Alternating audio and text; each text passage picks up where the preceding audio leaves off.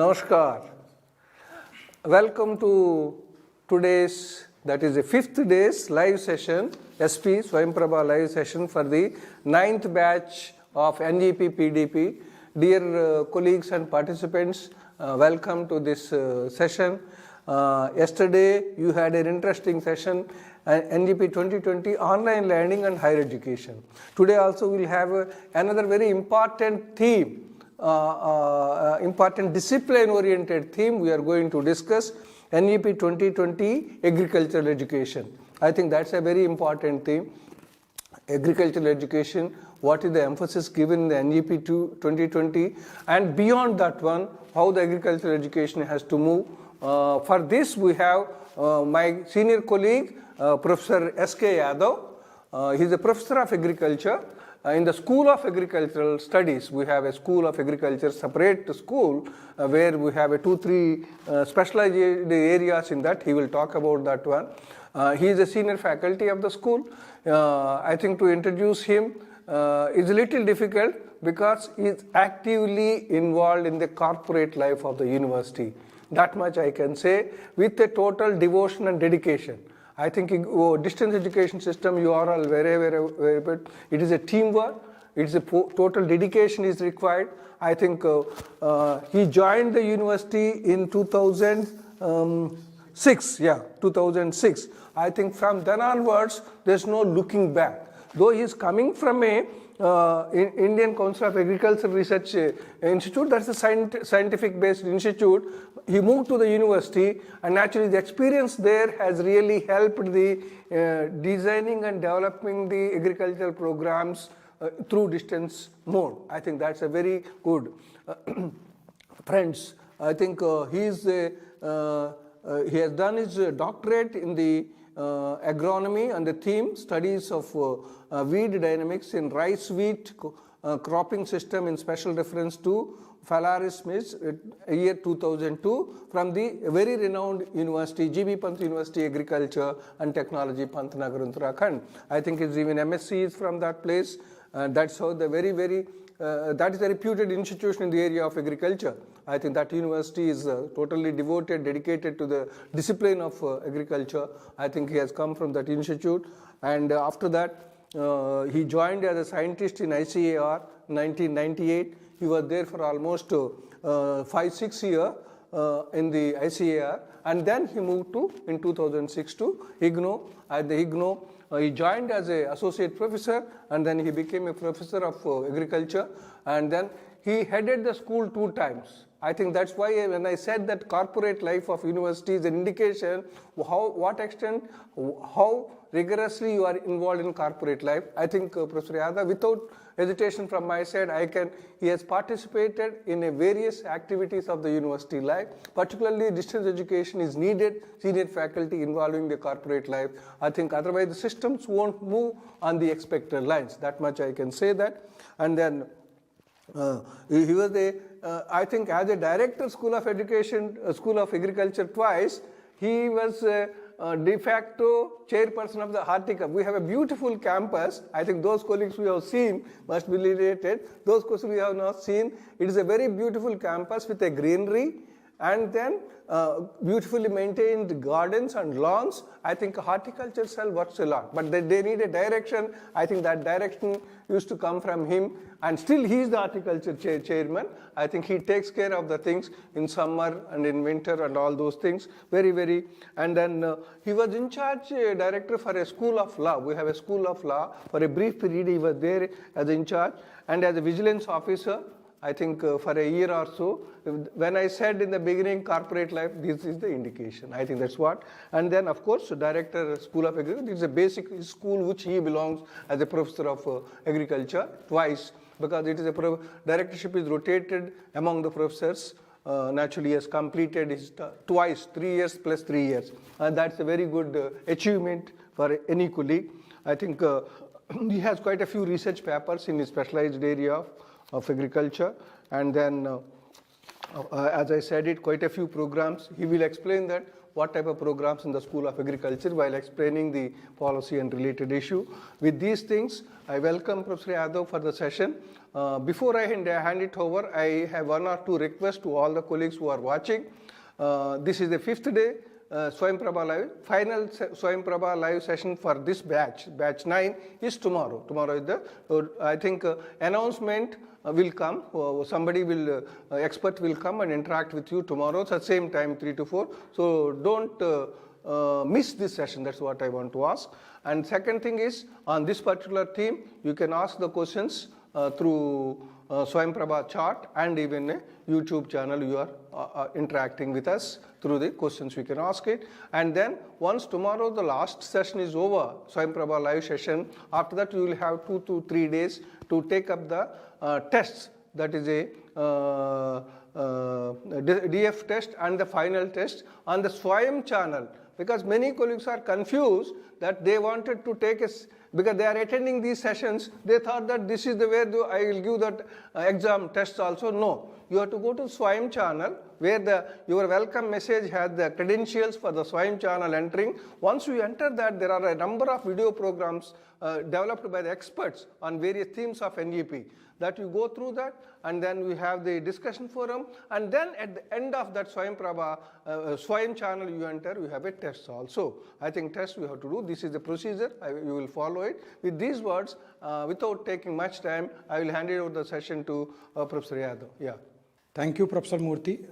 I'm really delighted to hear from you that I have a contribution in the university, and thank you, sir, if such words are coming from senior colleagues like you. Namaskar to all the audience, and thank you very much for joining this session. Today we are here to discuss about National Education Policy 2020 and its reflections on the agriculture education in this country. As you know that this National Education Policy has come after a long wait in this country, and National Education Policy has advocated several drastic changes in the entire curriculum of this country, entire pedagogy of this country. Therefore, we must focus each and every aspect of the education in this country, and in that line, this agriculture education comes as one of the streams where maximum number of the students belonging to the rural areas are involved. Now, without emphasizing about the importance of agriculture, let us just think that agriculture is backbone of economy of this country, and it has always proven a source of life which has given food to all of us, and therefore there is no need to re-emphasize the importance of agriculture. Now, if we are doing agriculture, do we need education? Yes, because there has been a lot of changes taking place in the field, of the field. In the field means when you are doing agriculture, you must be interacting with the nature, interacting with the crop. And off the field means some problems which are resolved by the scientist in the lab or agricultural education institutions. So off the field and on the field, both kinds of educations are involved in the agriculture system. So the importance of agriculture and agriculture education has paramount in this country since ages.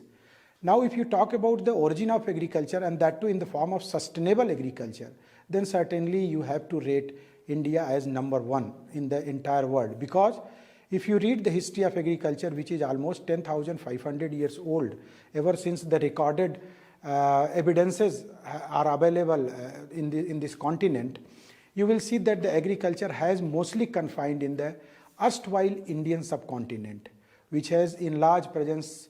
Right now it is divided in many of the neighboring countries also. So if you see the GDP of this particular sector in the Indian economy, it contributed around 80% at the time of the independence. Now it ranges around 14 to 15% at present. Therefore, you can just see that at the time of our independence, how much agriculture was contributing to the livelihood as well as employment, or even if you take the example of present connotation or present expressions, that is food security, how much it was relevant to the food security. The livelihood of the most of the Indians is attributed to the agriculture and its associated cottage industries. You will see more than 97% of the employment in our unorganized sector belongs to agriculture. So agriculture has and will remain a very significant enterprise in the Indian subcontinent or Indian soil. So for better agriculture, a right agriculture education is must.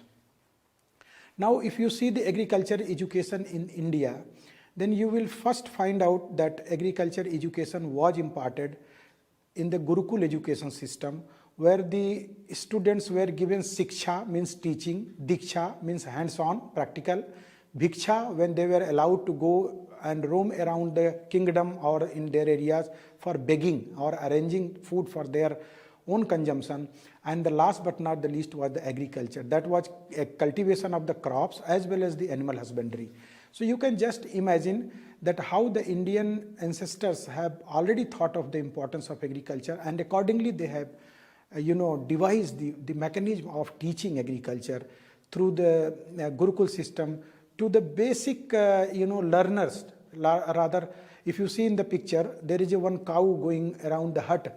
So it depicts that how much relevance of agriculture was ever since the children starts the education. So we have to remodel our education system in that way that agriculture somehow should be included in the curriculum from the beginning of the children's learning, and that has been very much focused in the National Education Policy 2020 that I will come later on.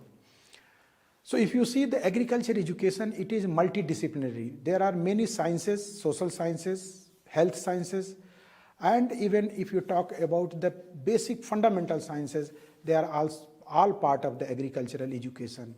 It has robust pedagogy. It provides both knowledge and skill both at the same time. Therefore, there is an involvement of theory and field experiences. When we impart agriculture education, it is ensured that we should teach the student as well as also give the exposure for field experiences or field experiments or field hands-on. So and one more thing which is very important, that agriculture education is always there with the modern scientific knowledge with traditional wisdom, traditional knowledge, traditional indigenous technical knowledge. So you can just think about that how much matured mode of education as well as the education of agriculture is. So it is a pure stream at secondary and senior secondary level in many of the states. The state from which I belong is Uttar Pradesh. I have been undergone this agriculture education in my secondary as a pure stream as well as in senior secondary as a pure stream. So such education systems exist in many parts of the country. Even Rajasthan is one of them. And even in Madhya Pradesh also there are schools where this agriculture education is imparted at secondary and senior secondary. Even at class 8 level also there are provision of two vocational courses. Of course, this is one of the best vocational courses for Indian subcontinent, that is agriculture, available for the class 8 student. That is, one is home science and another is agriculture. So, but and if you see that at higher education level, agriculture universities and colleges are also available. The British government has established one of the 4 colleges which I am showing in this picture. There were 4 colleges in 1897. They were established. One was in Madras, another was in Sabor, Bihar, and the third was in Ludhiana, and the fourth was in Layalpur, Punjab of Pakistan. So now you can see the focus of the government and importance of agriculture, that the universities have been especially dedicating to agriculture education have been established in this country. And right now we have more than 75 agricultural universities. If you take the education in animal husbandry and also education in fishery sciences together with the core agriculture, that is core crop sciences. So you can just visualize the importance of agriculture education in this country. And many higher institutions of higher education in agriculture, particularly college and experimental labs, were established by Britishers during colonial period. One such example exists is still PUSA. PUSA was established in 1905 at Pusa in Bihar, and later on there was massive earthquake and a building was demolished, and in 1929 it was shifted from Pusa to Delhi, and presently it is again the same place has been named as Pusa, and where we have right now Indian Agriculture Research Institute, that is IARI. So crop production, animal husbandry, fishery and other subsidiary activities like beekeeping, mushroom, lag production, algae production, manure production, shift, and also the insect studies, all are part of the agriculture education. So that is why in the beginning itself I just projected that agriculture education is a multidisciplinary education system, or if you can just say in another word that agriculture science is a science of sciences. So that way it is having a lot of implication in this country, and I feel privileged that today I am speaking in front of all of you to highlight and to re-emphasize the importance of agriculture education, and particularly in the context of the National Education Policy 2020, which is right now a driving vehicle for the education in this country, and in time to come we will see the implications of, or the good things which will happen through the objectives of the National Education Policy, including the agriculture education. Dear viewers, if you see the earliest records of the agriculture education that exist during Mahabharat period, if you read the Mahabharat epic, you will see that the agriculture was one of the 5 craft subjects. Craft means where the people were asked to do something, to do hands-on, to do practical, rather taking lecture or only listening or reading from books. They had to undertake certain activities, certain dedicated activities which were related to their day-to-day life, day-to-day livelihood, and day-to-day agriculture-related activities and animal husbandry. The great Pandavas, Nakul and Sahadev, were trained veterinarians of that time. So you can visualize the importance of animal husbandry, which is part of the agriculture, how much it was there during ages in this country. So, during Upanishad period, there is a record that each of the student had to grow one crop during his or her education, as it was part of the practical subjects. In fact, in most of the Gurukuls, the males were allowed to study in far-flung areas. Therefore, they used to grow one crop at a time during their study, and they were to explain the process of their cultivation package of practices, which they have learned through their visit in the kingdom and the villages, where they were learning about the social structure of the rural areas of the village.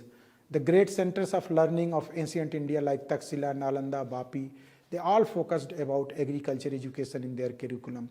In Taxila, there were 18 subjects when that time it was at the peak, and out of 18, agriculture was one of them. And in Mughal era also, agriculture education was focused, and even Mughals emphasized that agriculture education must be imparted from primary school level, now which has been reflected in the National Education Policy. I am just highlighting that how much importance agriculture education received during different periods in this country.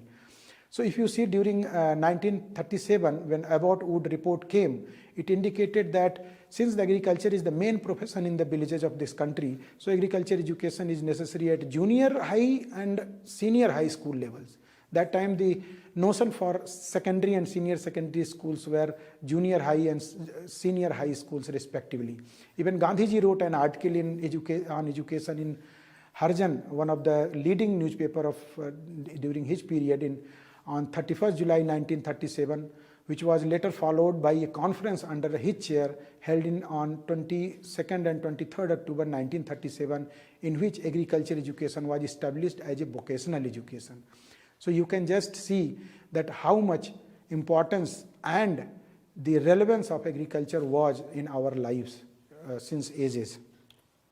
So the proceeding of the conference later emerged at Vardha Scheme of Education in 1907. Similarly, Sargent report in 1944 also suggested compulsory agriculture education at senior secondary level. Now you can imagine that during British period, maximum revenue they were collecting from the farmers only. So you can just and even uprisings also started from the farmers areas also. So you can just imagine that agriculture was how much importance for this country, and it will remain important ever since this country exists on the earth planet. So later on, when the country got independence, Radhakrishnan Committee in 1948-49 suggested that India is an agrarian country. This country will get established in the world when sufficient agriculture production is realized. And that is true also. We are witnessing that how much we are importing and how much we are exporting. And accordingly, our entire forex is also affected. Here, the agriculture education should be given national importance. It is reflected in the Radhakrishnan Committee. The importance of agriculture education at primary, secondary and higher education institutions should be stressed in the national economic planning. Now, earlier agriculture education was confined to the kingdoms. Later on, it was shifted to the national core of the development policies. It also suggested that rural schools should be connected with the rural universities, and each school and colleges must have experimental farm. It means there is ample scope, there is ample advocacy for the hands-on, for the practical experiences of the agricultural education students wherever they are learning. Similarly, when Acharya Narendra Dev Committee report came in 1953, which was about the reform in the education of this country, in that report also, it was indicated that no institution should be allowed to offer agriculture education until the institution has 10 acres of land attached. The arrangement of agriculture implements should be made for the class 9 and 10 students. Now this agricultural implements means tools and equipments, which we are right now calling them agricultural machinery. So you can just imagine that how much our farmer or the old gods of education in this country have emphasized the agriculture education to be imparted in the relevant manner. So therefore, in that line of advocacy, this particular committee recommended like this. And it further, in 1966-67, the Kothari Commission on Education, which is a great dent on the education in this country, it says that a special emphasis should be placed on development of education for agriculture and industry. There should be at least one agriculture university in every state. And these should be, as far as possible, be single campus universities, but wherever necessary, they may have some constituent colleges on different campuses. Other universities may also be assisted where the necessary potential exists to develop strong departments for the study of one or more aspects of agriculture. So right now, we are witnessing that there are many single campus agricultural universities, and there are many universities where agriculture colleges are attached. And of course, there are many universities, like one of them I can cite, or rather two universities I can give example of, Aligarh Muslim University and Banaras Hindu University, which are university with agriculture as one of their disciplines. So this particular committee report says again there should be a continuous review of the agriculture, industrial and other technical manpower needs of the country, and efforts should be made continuously to maintain a proper balance between the output of the educational institution and employment opportunities. So in agriculture, we have never focused about particularly that training or teaching agriculture education for some job, some government job or something. Rather, it was always emphasized that agriculture education should be imparted to empower a person to become a prosperous farmer and a learner who can become not a job seeker but job provider, which we are right now talking in different at different fora, that there must be production of such intellectuals, such individuals who is not job seeker, rather job provider. So agriculture has that kind of potential. Agriculture education is meant to empower such society, such persons. So vocationalization of education, especially at the senior secondary school level, to meet the need of the industry, agriculture and trade, and improvement of scientific and technological education and research at university stage with special emphasis on agriculture and allied sciences. This is the core of agriculture education, which is reflected in the Kothari Commission on Education report, which came in 1966-67. Now coming to the National Education Policy 2020. Since this education policy has come after a long time in this country, and it has tried to maneuver the education in this country with different angles, taking the advancement happening with the technology, taking the advancement happening in our mindset, I would say. Our cognitive understanding is also different at present compared to our past colleagues. So this particular policy focused and objectively said that it wants to make this country Ek Bharat Shresth Bharat, and the country should be one and excellent. It advocates about the need to teach children in local and regional or mother language to build their cognitive state of mind, to enable them to realize own values and culture. And here comes the role of agriculture education, which I will speak later on, how this national policy maneuvers about agriculture education. It further recommends that education must build character, enable learner to be ethical, rational, compassionate and caring, while at the same time prepare them for gainful, fulfilling and employment. In agriculture education, you must be compassionate, you must be caring, because you are dealing with the live products, whether it is animal or whether it is plant. Therefore, this particular objective of the national education policy, recommendation of the education policy, fits very well in the concept of agriculture education. Here the role of agriculture education comes. So about agriculture education, the National Education Policy 2020 recommends that revival of agriculture education with all allied disciplines.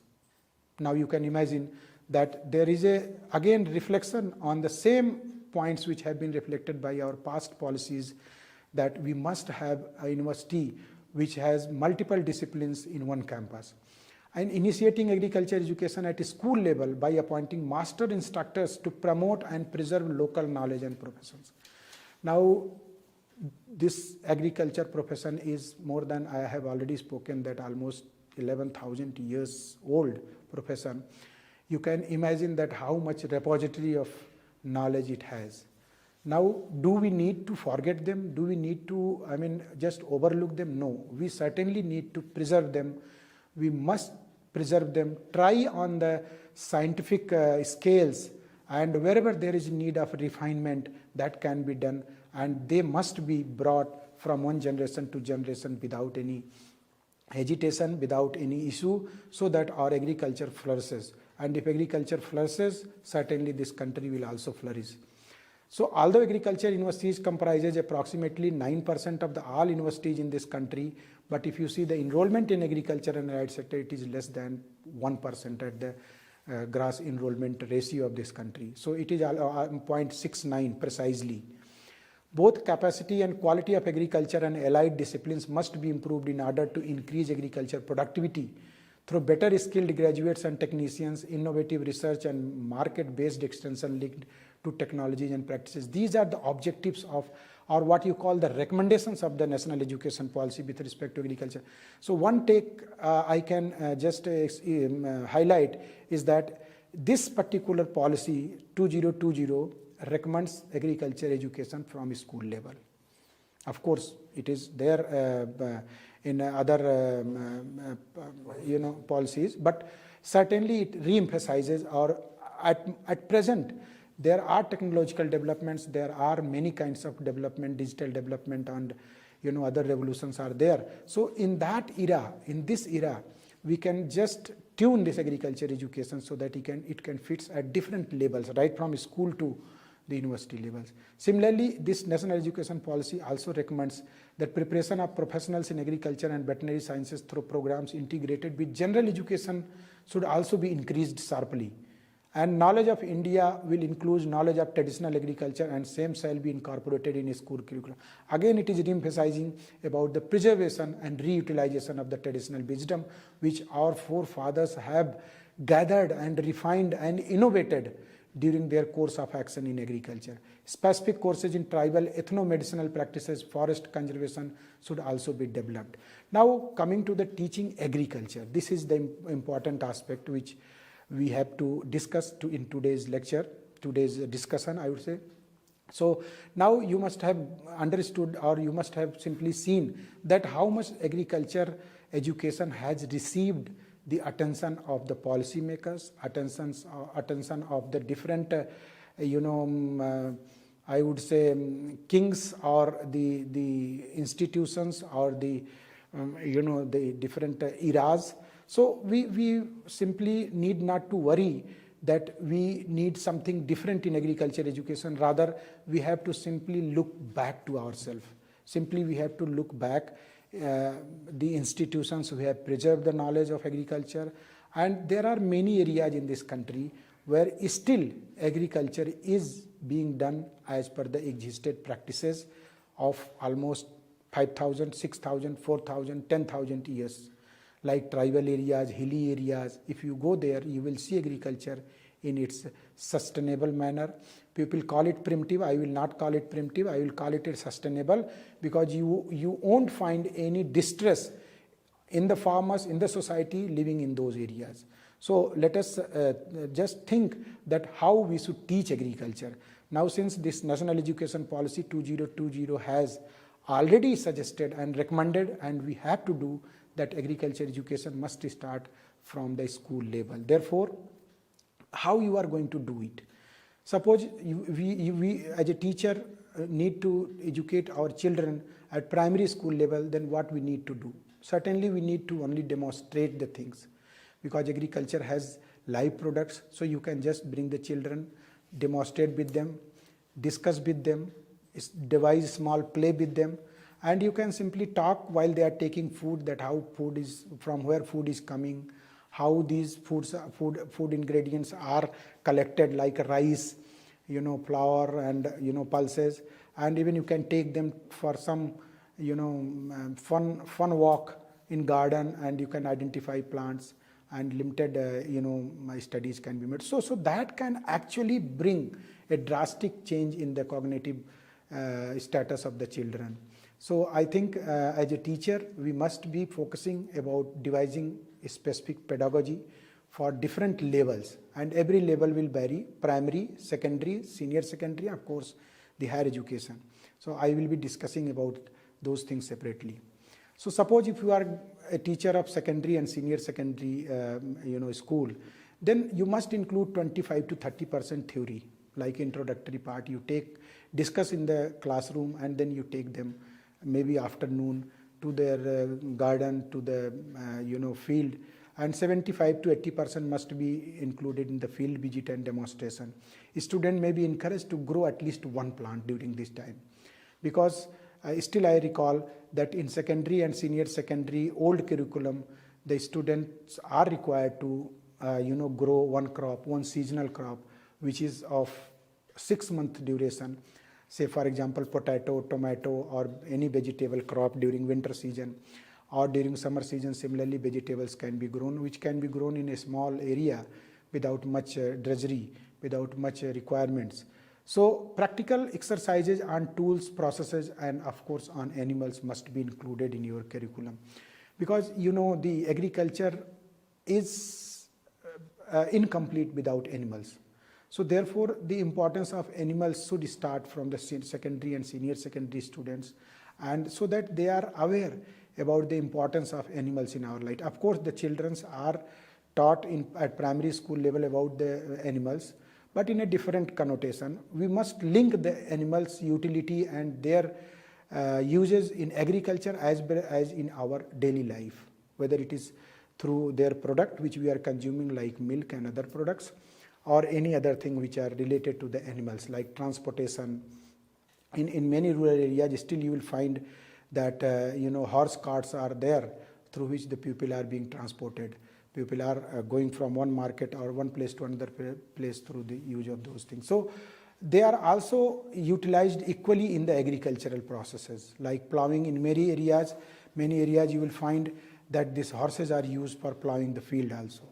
So likewise, we have to devise the pedagogy, we have to devise the mechanism of teaching agriculture in the secondary and senior secondary levels. Now, higher education at graduate and undergraduate and postgraduate levels, use of multimedia is must. And this university, Indira Gandhi National Open University, uses multimedia enormously in its curriculum, in its pedagogy, in its teaching learning process. And we must follow national curriculum framework. Now, you may be aware that Indian Council of Agricultural Research, ICAR, is the nodal agency in this country, which has Dean's Committee. There is one committee that is called Dean's Committee.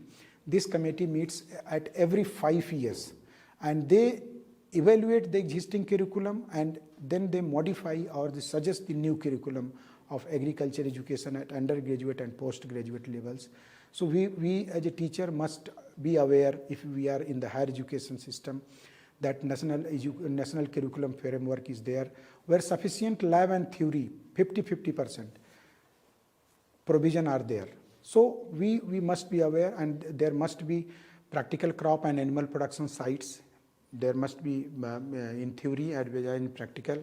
And nowadays, the national education policy as well as the government of India has also advocated that there must be adoption of the villages for by the institutions, even including our institution also. We have also adopted many villages where we are imparting education, or we are intervening and we are bringing the higher education to the doorsteps of the villagers. Likewise, if you are from a higher education institution as a teacher, you must see that your institution has already adopted, or if has not already, then must adopt some villages where agriculture is done for the livelihood of the villagers. That will actually guide, that will teach the students the real practices, the practices which are happening at the farmer's field. Many a times we have seen that whatever we learn at the institutions, sometimes it is not applicable, or it doesn't gel with the existing package of practices. But if you have adopted and you have placed your children, students to learn the package of practices which are with the farmers for many years, or the existing, they can understand both the lab-based experiments as well as the package of practices being practiced by the farmers in their villages. So that will actually make them a true potential Indian farmers, a farmer which is equipped with not only the awareness about handling the digital media or the nitty-gritty of the modern day life, but also equally with the modern agriculture package of practices vis-a-vis the traditional wisdom. So adoption of villages are must with the institution, particularly where education is imparted in agriculture. Now, open and distance learning in agriculture is also happening, and our university, Indira Gandhi National Open University, is having one school of agriculture out of 21 schools of studies, and this particular school is dedicated to devise programs, undertake need-based training programs in the specialized and allied sectors of agriculture, and we have specialized certificate and diploma programs. We impart agriculture education with the help of multimedia, and of course we are also going in the online education. But hands-on experiences are must in the agriculture education. Therefore, it is imperative to see that how we are going to impart agriculture education. First of all, we must be aware the mode of its transaction, must be aware about the various package of practices which are happening, must be aware about the technologies which are available for the adoption of the farmers. So your education, actually agriculture education, will not only help the cognitive building of the learners or the farmers per se, but it will facilitate the adoption of the technologies which are otherwise dying in the labs only. So the transfer of technologies from lab to land and its effective adoption can only be enhanced with the effective agricultural education or agriculture education. So see that agriculture education is imparted in that way that you are not only focusing about a classroom based education, but it should also go hands-on, full experiences, full visits, full of discussions, and of course students should be allowed to go for practical crop production. Like if you see the requirements, the faculty must be trained to impart education based on science and traditional wisdom. Again, coming back to traditional wisdom. Traditional wisdoms in agriculture must be included in your curriculum. Without that, it is incomplete. Agriculture education is location specific. agricultural production is agroecological based, agriculture production system is agroecology based or location based activity, therefore it should be imparted in that way also, in local language, in mother tongue, or if it is highlighted at the national level, of course any language can be used, but we have to ensure that at grassroots level, when we are bringing a technology from lab to land, there must be sufficient awareness in the trainer about the traditional wisdom of agriculture of that locality. So like about weather information, soil information, plant information, animal husbandry, insect and disease of plant and animal. I mean, you have to have information about all these aspects, product development, preservation and value added product and many other things.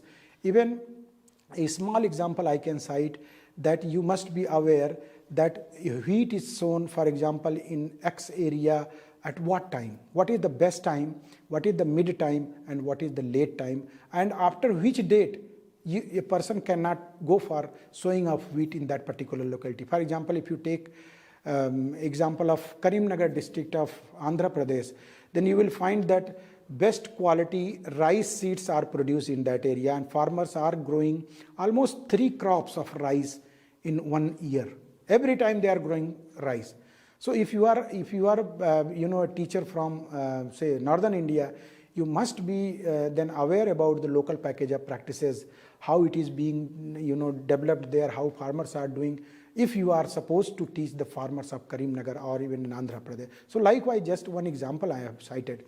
So updated training to the faculty is must to be able to teach to discuss the agriculture education with the learners, and sufficient practical facilities at the school, college or university levels like lab, field and animal rearing center must be there. So traditional knowledge and agriculture like seasonal knowledge, significance of day as I have already spoken, temperature, humidity, effective sunshine period of that locality where you are going to teach, or even if you are teaching in the classroom, you must narrate these things to the students, how they are effective, how much they are relevant for your crop production, for your animal rearing, or even quote unquote I would say it is for the food production. So rainfall, harvesting period, post-harvest management, storage. Storage is very important for the farmers and there is a science behind it, even in terms of your planetary movement also, how it is being affected. You have to understand as a teacher and as a learner, we have to know that how we are going to deal with these once we are landing in the area of agriculture production. So animal husbandry, of course, the domestic health management is very important, and agro waste management and recycling, these are another aspect of agriculture. Modern agriculture as well as past agriculture, these things have been at their helm, and it has proven that how much they are significant to the agriculture or food production. So practical crop production and animal production must be included in our curriculum. That will actually at higher education level, that will enable the learners to have hands-on and to learn about the real package of practices which can be practiced by them once they are going for field experiment in their agriculture or in.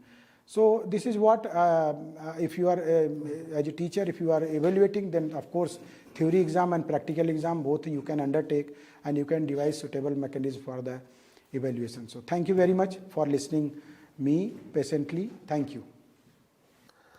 Namaskar. Thank you very much, Yadav Saab, for such an excellent presentation.